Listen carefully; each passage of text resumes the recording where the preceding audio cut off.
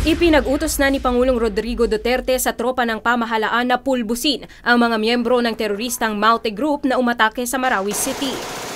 Ayon sa Pangulo, marami ng pulis at sundalo ang nagbuwis ng buhay upang mapuksa ang teroristang Maute.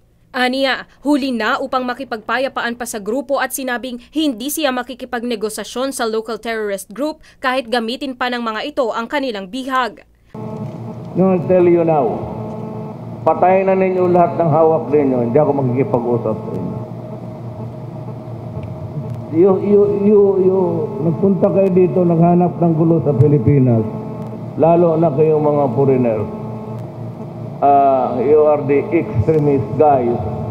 You do not want to do nothing with the world except to kill and destroy. Kung yan ang gusto ninyo, ibibigay ko talaga sa inyo.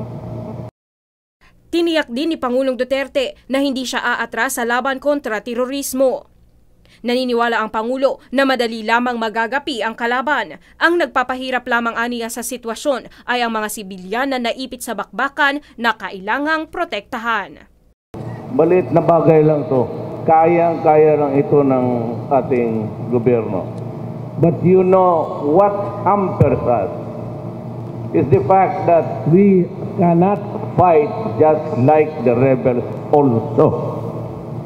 Kasi tayo, we are mandated to preserve the country and the people. Kaya if we fight like the terrorists, tapon ng granada dyan, without the regard for any human life, whether women or children or old people, gawin natin yan, tapos ang gera.